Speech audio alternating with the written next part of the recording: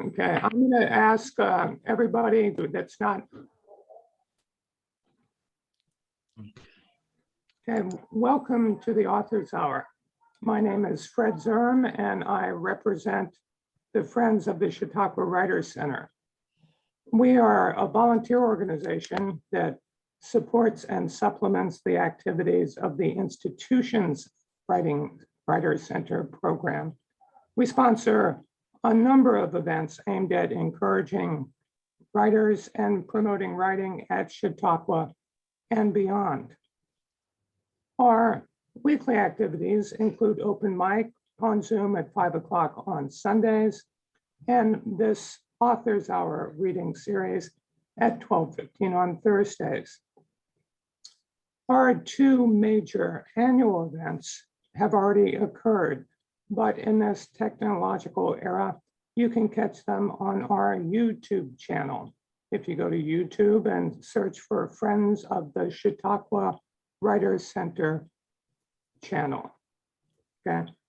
The two things you can catch there, annual events you can catch there, are the Robert Pinsky Favorite Poem Project, where selected Chautauquans read their favorite poems and briefly explained why those poems mean so much to them.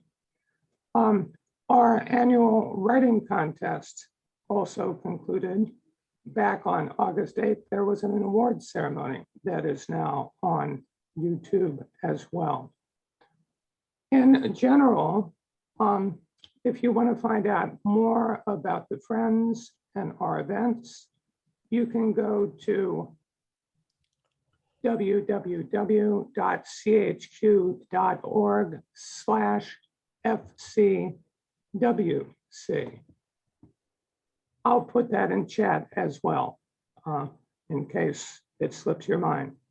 I'll have a few other announcements at halftime between our two authors, the people that you came to listen to and not to me. Our first author is Henry Hank Danielson. He was born in nearby Jamestown, New York. Nearby, that is, if you're in Chautauqua. I know on Zoom you might be anywhere. He was born in January 1945. He grew up in Lakewood, New York, and attended Grove City, Pennsylvania College. After graduation in 1967, he married his high school sweetheart, I do believe, yes. For a short time, he worked at merchandising in Pittsburgh, after which both he and Julie, his high school sweetheart, joined the Peace Corps. Their Peace Corps training was in Macon County, Alabama, where they practice taught in segregated all Black schools. Their Peace Corps service was in Malawi, Central Africa. They served on a 3-by-5-mile, very rural island in Lake Malawi. Lacoma Island has no roads, just paths, and neither electricity nor running water. It was home to 5,000 Africans in 1967. After living on the island and teaching school for 2 years, when their Peace Corps assignments ended, they returned to the US by ship around the world. Back in Western New York, Henry taught English at Jamestown High School, where he specialized in science fiction and creative writing. Julie taught chemistry at Southwestern Central School. Great Lakes sailing was their pastime. Retirement led to Florida, where they sailed the Bahamas and the Caribbean and decided to cross the Atlantic. Preparation, shakedown, and the crossing led to an exploration of more foreign cultures. They sailed the coasts of England, Portugal, Spain, Italy, France, Greece, Turkey, Lebanon, Syria, Israel, Egypt, and the Turkish Black Sea coast. Today, in retirement, they still sail small boats. They live on Minnesota Key in Englewood, Florida in winter, and in Asheville, New York in summer. Let's give at least silent applause to Henry Danielson. Thank you very much, and good afternoon, everybody. Today, I'll be reading from three books in the Island, from two of the three books in the Island People trilogy that I have written. The first of these is Island People Finding Our Way. This is the book. It is about our Peace Corps experience, teaching Lacoma Island in Malawi, teaching in Jamestown, and beginning our sailing adventures, learning to sail, sailing the Great Lakes. The second book is Island People Deepwater Dreams. It's about sailing from the Caribbean to Bermuda, the Azores, England, and the Mediterranean. And I'll be reading from this book today. And the third book is Island People, the Greek Isles, and the Amazing Middle East, where we sail the Middle East from Turkey to Cyprus, Syria, Lebanon, Israel, and Egypt on the Black Sea. Our boat is Tapestry. Now, this is the boat we traveled in. We have a picture of it if you want to put it up, Fred. Tapestry is a 35-foot Nauticat sailboat. You can see her here. She sleeps 5 people, 2 in an aft cabin and 3 in front. She has a pilot house where we can steer from inside as well as outside. As you can see, we're steering here. Has a diesel engine, a generator, and a water maker. And she is what my wife and I sailed from Florida to the Caribbean, across the Atlantic and the Mediterranean and the Black Sea.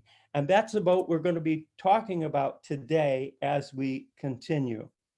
We'll begin with several poems from the second book, which is Island People, Deepwater Dreams.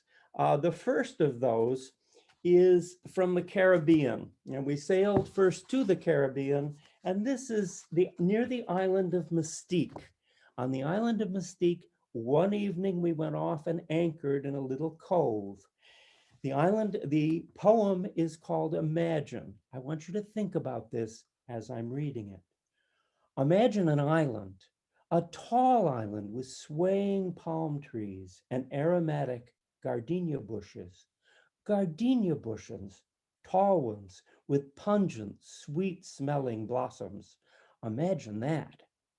Imagine a warm night, not hot, but just right. The moon is rising over hills on the island, and you're watching it from a small yacht in the harbor. The boat sways back and forth on its mooring and rolls in the seaway. The breeze carries the pungent tropical scents of the jungle after rain. There's a little bar on stilts over the bay. It has a thatched roof and open sides. Inside, a band is playing music that sways with the rhythm of the rolling boat. The men in the band are playing drums and singing. The rhythm is soothing and pleasant. The wind is changeable as it carries the rhythm of the band. Mostly it's gentle, but sometimes there's a gust that causes the boat to tug on her mooring. The moon is clear and bright, just past full, but occasionally a cloud pushes in front of the moon and hides it completely.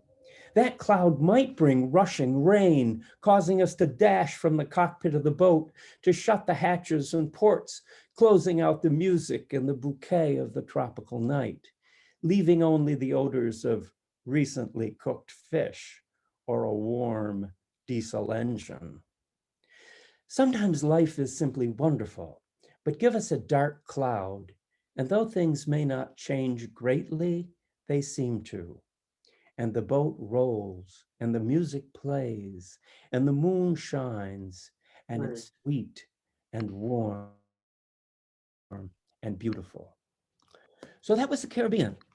We sailed from there. It was great fun. We sailed from there, and we continued to across the Atlantic, to Bermuda, to the Azores, and then we went to Gibraltar. We went to Rhodes. First we went to England, we went down the coast of Europe, and then we ended up in Gibraltar. And in Gibraltar, we came to the entrance to the Mediterranean Sea. The Rock is a poem I wrote about that when we first got there. Under the rock at Gibraltar, we swing back and forth. Should we go ashore? Low clouds shroud its massive strength, jutting above the strait, defying wind and weather, guardian of the West, symbol of endurance. We, in our plastic boat, waver. We plunge ahead slowly as the plates grind beneath us, and even the rock moves. We first see it, and then Gibraltar. The pillars of Hercules, the gate to hell, at the entrance to the ancient world, an opera house, a still lake, towering caves and a Neanderthal skull, gunpowder and wetted wooden wedges helped carve these dark tunnels, man-made caves that still house a steel cannon, as playful apes pounce on tourists, eat macaroni, and fight amongst themselves. A visit to the entrance of the Mediterranean, Gibraltar. We went across the Mediterranean. We stopped in the Baleares, in Morocco. We went to Spain. We went to Sardinia and Corsica. And we went to Italy. And when we were in Italy near Rome, we stopped in a place called Fiumicino. Fiumicino is a gateway city. We went in and we found a marina where we could store the boat for the winter. While we were there, the bridge went down and stuck. This poem is called The Bridge. In Fiumicino, there is a bridge, broken and stuck in the down position. Cars and walkers cruise happily through, but trapped sailboats are stuck in dirty water, teased by beckoning winds and the deep blue of the Mediterranean Sea. The bridge is the key, whether stuck up or stuck down. Unless the bridge works properly, the journey is impossible. Language too is a bridge. When the bridge functions smoothly, we can learn and grow from our contact with other cultures. When the bridge is broken, we are only tourists, peeping toms, buying trinkets, and watching for oddities in a silent movie. Something we learned profound about the importance of language. We didn't know Turkish or Italian or French, but people tried and we were able to communicate. Chapter 53 of this book, the second book, is called Learning. I'm going to share that with you now. So what did we learn? How had we grown? We had visited several countries friendly to the US. People were gracious for the most part. We had gone on our own. We had no guides, took few tours. We read guidebooks, tried to learn a little of the language of each country, but we understood how Europeans valued language. They learned enough of each other's language to get along. We found people in all the countries we visited exposing themselves on the beaches. They were naked. Some were beautiful, others unattractive, some young, others old. But we found no aggressive or erotic behavior. Did they use sunscreen? They didn't seem to. Sunscreen was available in pharmacies, but one had to ask for it. Young people consumed alcohol with their families in public, which we found somehow liberating. Everybody seemed to drink quite a bit, but few people appeared intoxicated. There was crime, but few guns. When we were robbed, we were angered, but there was no threat to our lives or the lives of our attackers. There was a level of civility here that we liked. These people were not sympathetic to war. They had experienced enough of it. British and German and French and Swiss and Italian people got along, laughed together, and seemed to understand each other. We flew our American flag from the boat, a legal requirement, but really a technicality. We didn't have to. As soon as we opened our mouths, people knew where we came from. Still, we were tolerated and treated well. For the most part, we visited tourist venues in the islands and along the coasts, but we found we warmed to the people we met in more traditional settings even more than in the tourist sites. There was a genuine warmth toward Americans. People treated us with a kind of innocence. Everyone seemed to know something good about those who had emigrated to our country. In spite of some ugly Americans in our midst, we were made to feel welcome. And that, from the second book, brings us to the third. And here we sailed from, and we can have that map, please, where we sailed from the Mediterranean to the Black Sea. Now, the Black Sea, and we'll see here for a second, yes, we can see up here. If we go to Istanbul, we go from the Mediterranean on the left side through the Sea of Marmara, up through the Bosporus, and to the city of Istanbul. We sailed all the way to the city of Sinop and then returned. And when we were near Bartin, in about the middle, we decided on a rainy day to visit a World Heritage Site. Doesn't appear on this map. It's called Saframbulu. Saframbulu. It's right here below Bartin, near Bartin. And it's a World Heritage Site. And I have this chapter, chapter 65 in the third book. It's called Adventure in Saframbulu.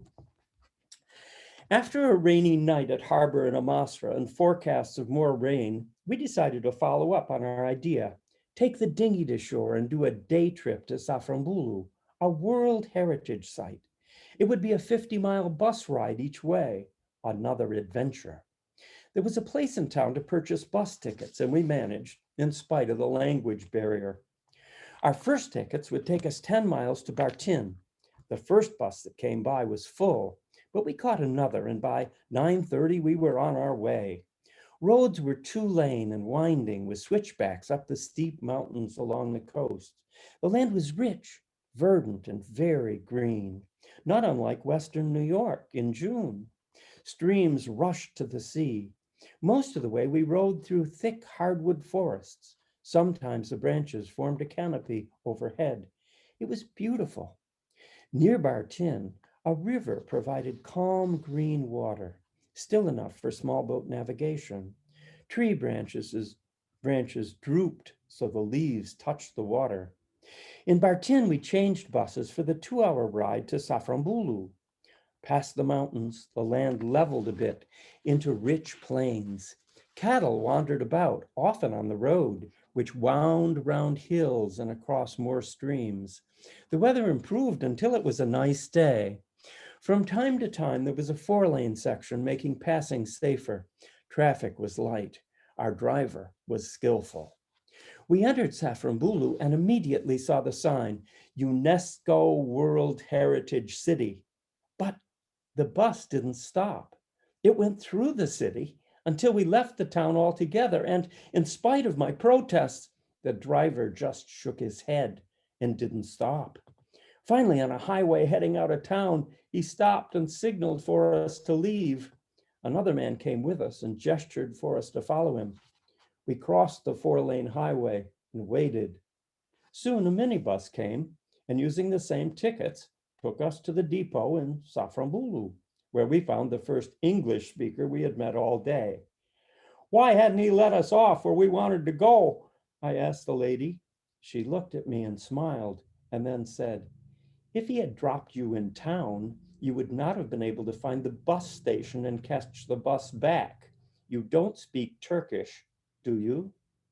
I was stunned, but it was true to form for these thoughtful and caring people. For thousands of years, this town was a stopping place on the Silk Road, the prime route between East and West. Caravans would stop here where there was a safe place to rest and water their many camels and store their goods. There were fine accommodations and a bustling marketplace where one could buy merchandise from all over the world. As a result, the people who lived there often became very rich, and they built magnificent Ottoman homes, many of which are still well preserved. Some have been turned into hotels, some are museums, and many are still occupied. The homes were large, built around a courtyard where animals were kept. The first floor was also a barn. The upper levels extended out over the first floor and were the living quarters. Windows were narrow and often shuttered. Sometimes rooms were surrounded inside with built-in seats, which could be converted to beds. Toilets were hidden in cupboards, and a lazy Susan affair allowed servants to serve food from the kitchen without being seen by those in the dining room. To me, the most interesting part were the pools. The homes sometimes had pools in them, not for swimming, but for cooling, and because the sound of water flowing into them was pleasant. The houses were covered on the outside with white or light brown plaster, unlike previous examples we had seen with unpainted, very rough wood. The town was built around three rather steep hills. Wealthy people could often have two of these mansions. One might be near the center of town, used in winter, and the other near the top of one of the hills where it was cooler in summer. Anyway, though it was Monday and the museum was closed, we had good looks at many of these places throughout the town. The town's name is interesting too. Saffron is grown here and used to make soaps and perfumes, as well as the familiar cooking spice. By 3 p.m, we were ready for the long bus ride back to Amasra. In Turkey, there were thousands of boats that carried the American flag. They were registered in Wilmington, Delaware, tax-free, thus avoiding US and Turkish taxes. It is known locally as the American offshore. But that evening, when we returned to our boat, the boat next to us at anchor with an American flag was, much to our amazement, from Annapolis, Maryland. And when the lady aboard looked our way and waved, we knew she was indeed American. She and her husband were touring the whole Black Sea, all 6 countries, and would spend the rest of the cruising year until October doing so. Dave and Lisa were researching harbors and doing some work for the UN on environmental issues in this area. Dave was from Annapolis. Lisa was from Grand Rapids, Michigan, with a summer home on Beaver Island in Lake Michigan. Dave had been in the Peace Corps in Sierra Leone in 1965 and had gotten his PhD studying in Nepal. We had a glass of wine with them on Giazzo, their Tiana 37, and we mentioned our home base, the Dunkirk Yacht Club on Lake Erie in Western New York. Dunkirk Yacht Club, said Dave. Why, that's the best yacht club in the world. He went on to tell how while heading for Beaver Island, Lisa's summer home, they'd crossed Lake Erie from Port Colborne on a stormy day. Dave, used to sailing at sea, was very uncomfortable sailing Lake Erie's short, steep waves, so they pulled into Dunkirk. There were people on the dock waving us in, he said. They helped us tie up and were so friendly. They were having a party with wonderful food and they insisted we join them. There was beer and wine. We spent the night there. They were so nice. We hated to leave. What a small world it is. We hated to leave too, but we had a farewell dinner ashore at Amasra and would head west into light northwest winds the next morning. It was rolling and uncomfortable out there, and there wasn't enough wind to push the boat through the slop, so we motored once again. Thank you very much. Amazing the things that happen in this small world. Thank you so much, Henry. Thank you so much. I think it reminds all of us how we want to get back to traveling after these days of confinement, and reminds me of a bicycle tour I took in Greece and encountered lots of good-hearted people. So thank you. Thank you. Thank you. Thank you. Just a few more announcements about the literary arts at Chautauqua, and then we'll get to our second reader. First of all, this very afternoon at 3:30 on Chautauqua's virtual assembly platform, Reverend Lynn Castile Harper, who has been the chaplain of the week, will read from her book, Vanishing: Mortality, Dementia, and What It Means to Disappear. Tomorrow at 12:15 on Chautauqua's virtual porch, prose writer of the week, Jade Coffin, will be delivering his brown bag lecture. I believe it'll be dealing with the role of memory in writing. Just a reminder that in this day and age, all the events on the porch and on the assembly are also available on demand at Chautauqua Assembly. Also wanted to remind you that our sister literary art, the Chautauqua Theater Company, will be presenting the one-man play Thurgood today, and I think there are 2 more performances after that. That brings us to our second reader. Lara Lillibridge is the author of 2 memoirs, Mama, Mama, Only Mama, An Irreverent Guide for the Newly Single Parent, and Girlish, Growing Up in a Lesbian Home. Lara also co-edited an anthology, Feminine Rising, Voices of Power and Invisibility, with Andrea Piketty.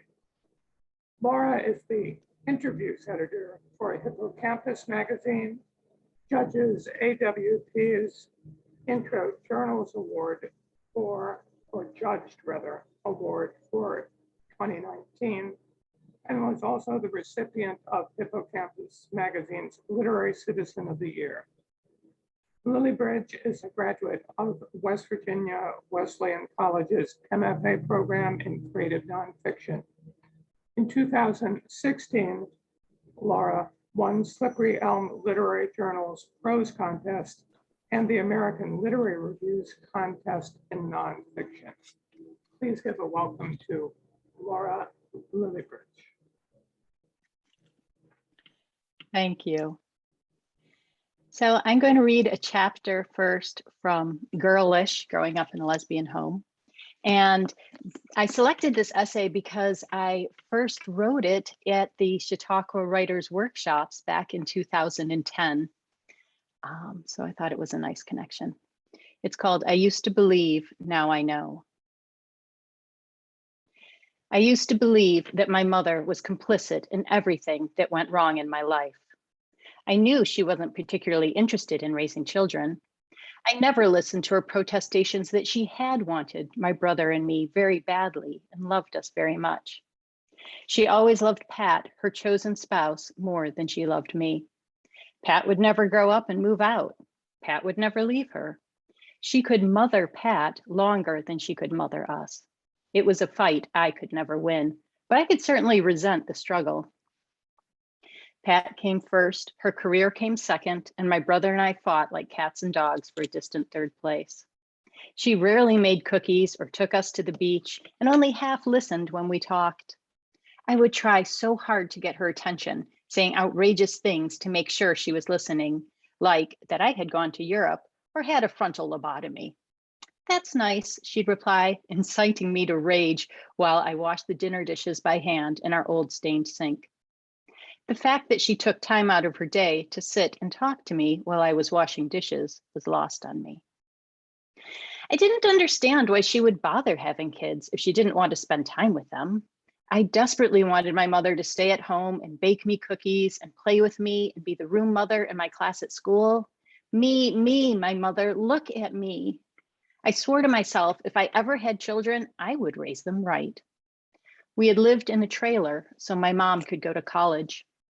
My mother said after all that struggle and poverty and sleepless nights, she wasn't going to drop her career to stay home, even though Pat wanted her to. My mother said we couldn't afford to live in a house if she didn't work, and we'd have to live in an apartment in the city.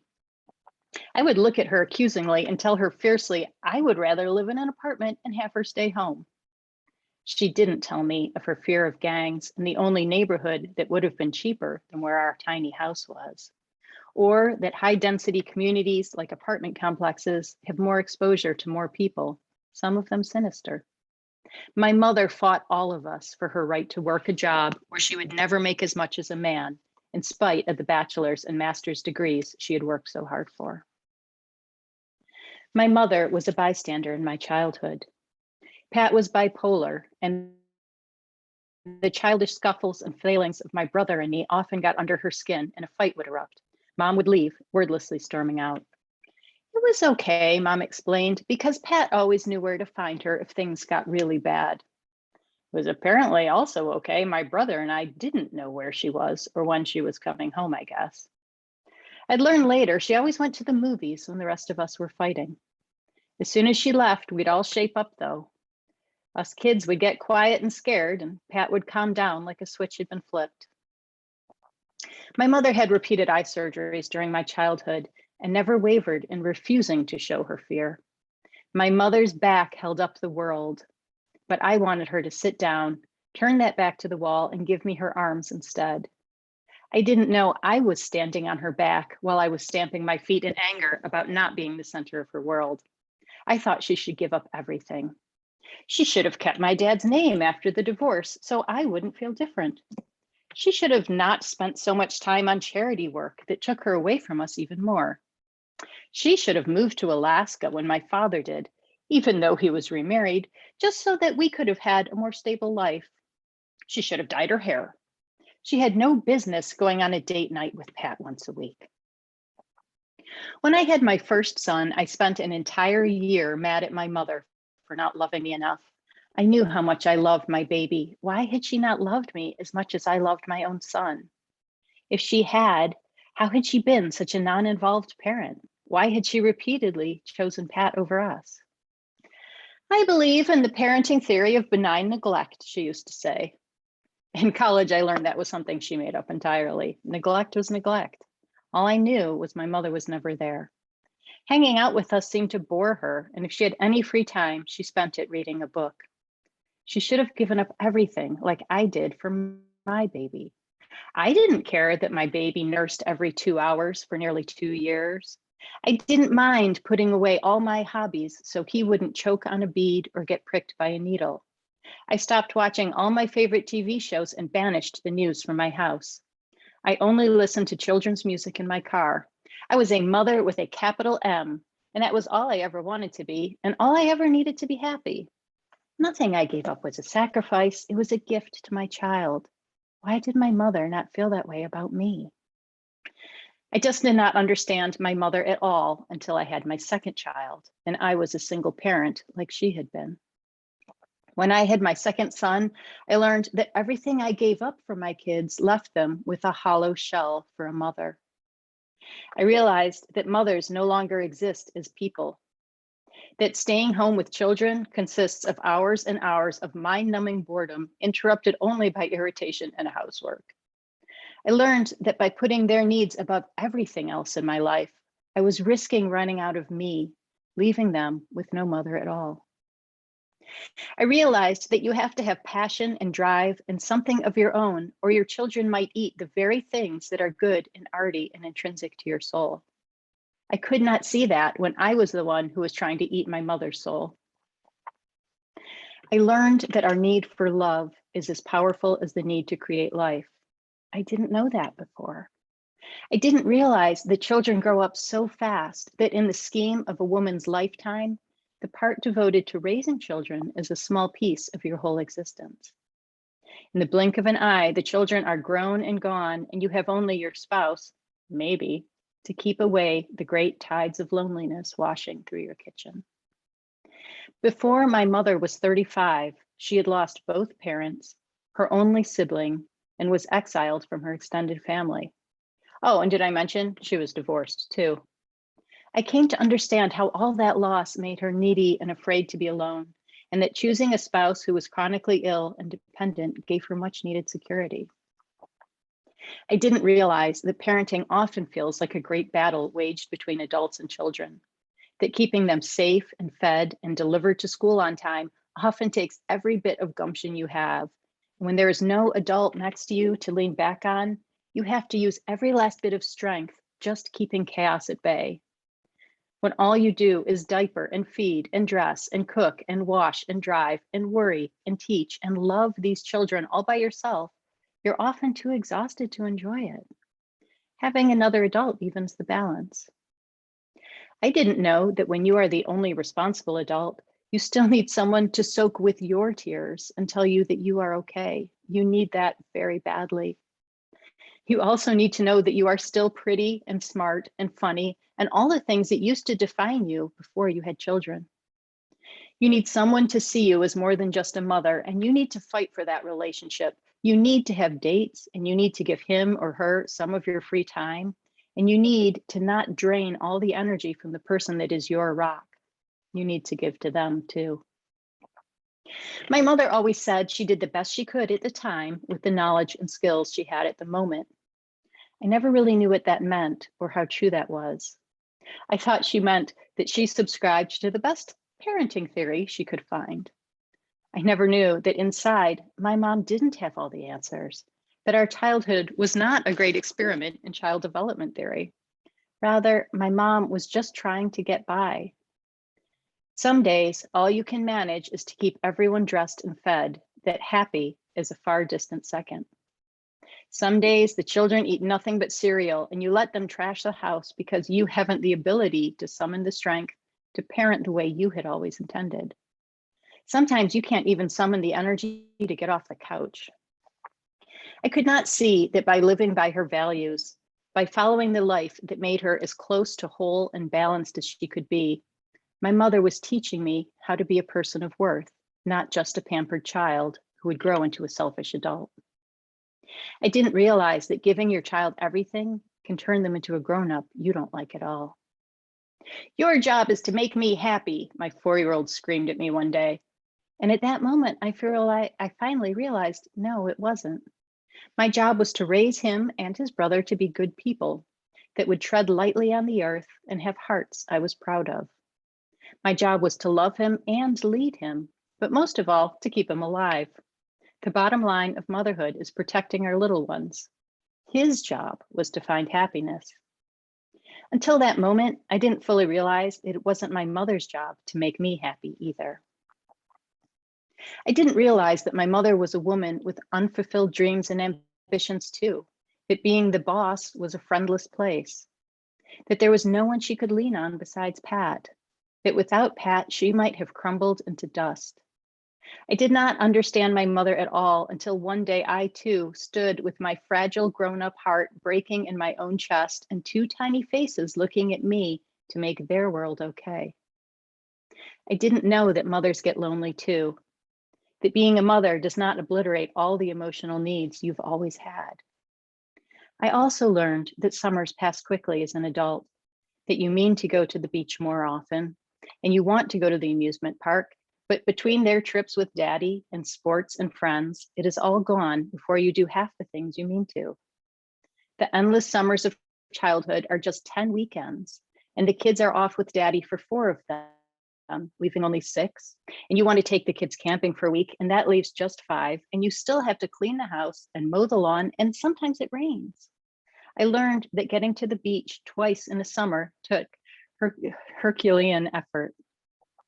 I realized all that my mother did to give us the childhood we had, in spite of tight finances and a full-time job and a chronically ill spouse.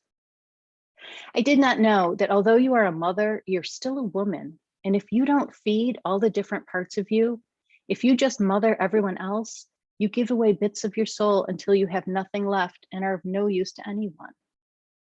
I did not know the hollow, aching loneliness after the children are asleep or not home, how it can consume you, how you need a life or else you will throw yourself under the bus and then the children will have no mother at all. And anything you need to do to keep you out from under the bus tires, work, romance, art, politics, whatever keeps you out of the roadside ditch is as vital to your children's well-being as wiping their bottoms and running noses. You know what else? While I was figuring all this out, while I was struggling to find the balance between the mother I wanted to be and the mother I had to be, while I was fighting not to lose my soul and simultaneously having my heart burst into 1,000 shiny pieces by the love of a gummy, toothless smile, my mother snuck in and bought me a house. She gave my children and me the security we needed, which was only possible thanks to the career I resented. While I was busy resenting and stamping feet and coming to terms with who I was as a woman, who I was as a mother, who I should have been as a daughter, she just quietly came in and held me up as I was trying to hold my babies up.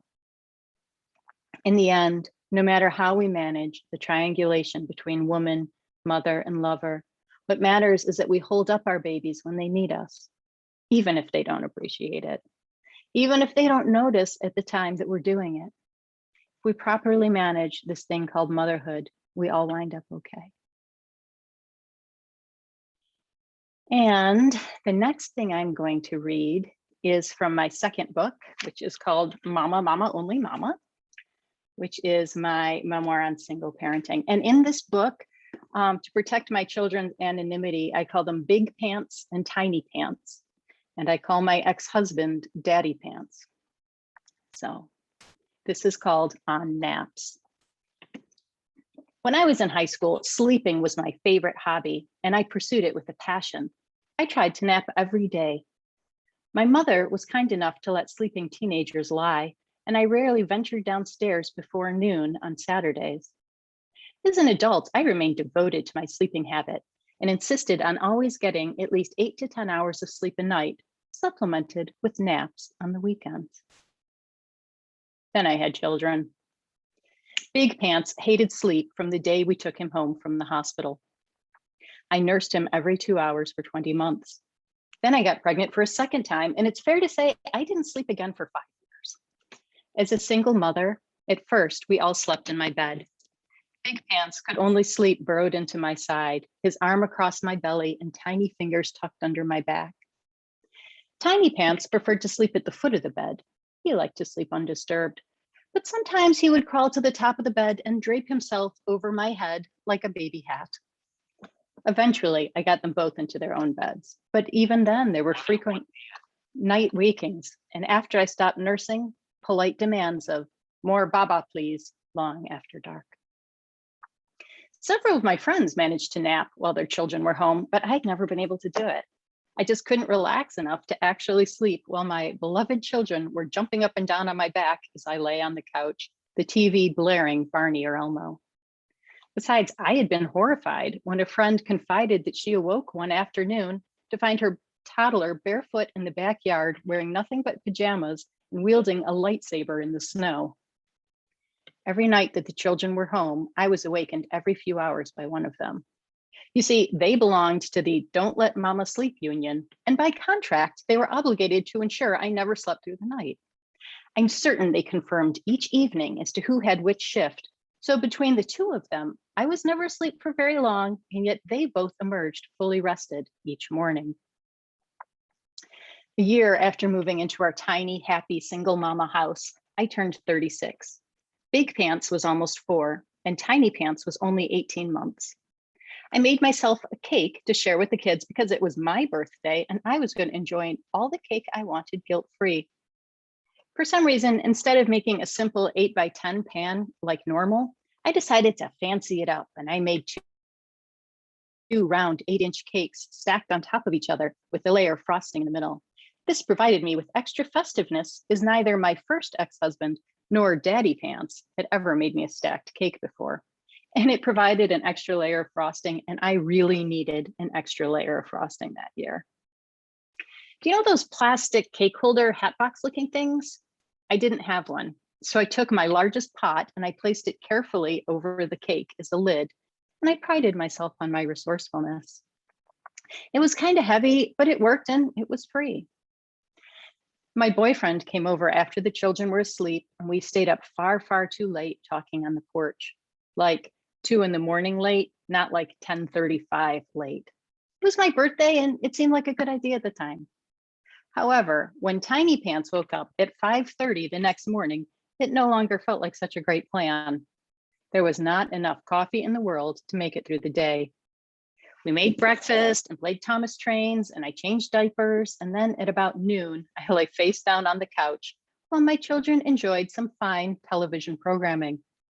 Big Pants promptly sat down on my back to improve his view of the television, and Tiny Pants stood at his play table thing and banged away at the attached squeaky buttons and twisty knobs.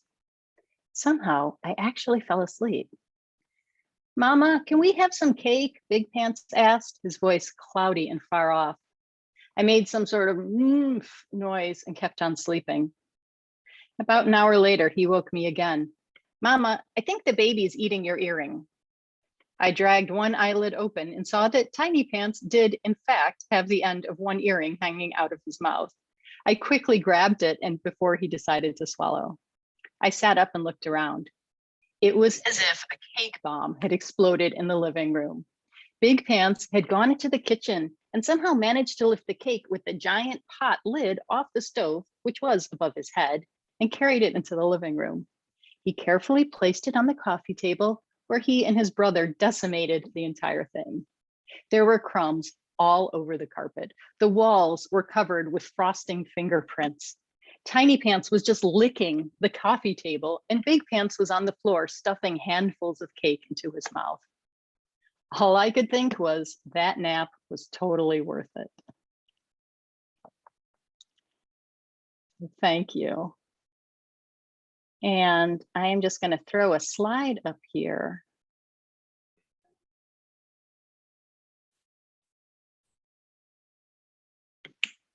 Of my books.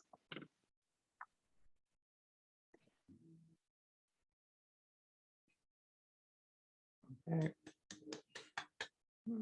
Oh, thank you very much. Very powerful personal essays. I love the way you combine the serious and the humorous, and some good insights into parenthood. We have just a few minutes. If anyone has questions or comments, you can place them in chat if you want. You can raise a virtual hand, the little applaud hand under reactions, or you can just wave your real hand and hopefully one of my co-hosts can see it. And as last resort, you can just blurt out something, okay? Do we have any questions or comments?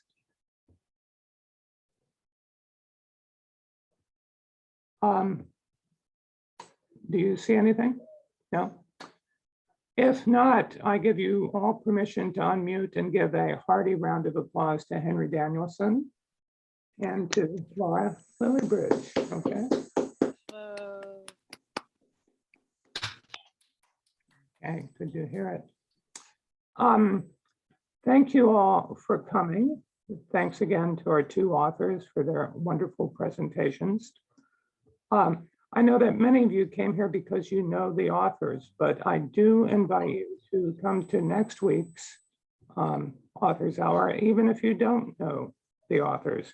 We will have Robin Stevens Pays, who's the author of a young adult series of fiction called The Edge of Yesterday. And then I must admit, we have me, Fred Zorn, reading some poetry, mostly from a recent chapbook, Object Lessons, but some other poems as well. With that, I will stop the recording, but you're welcome to stay a while if you see friends in the audience. Thanks again. Take care.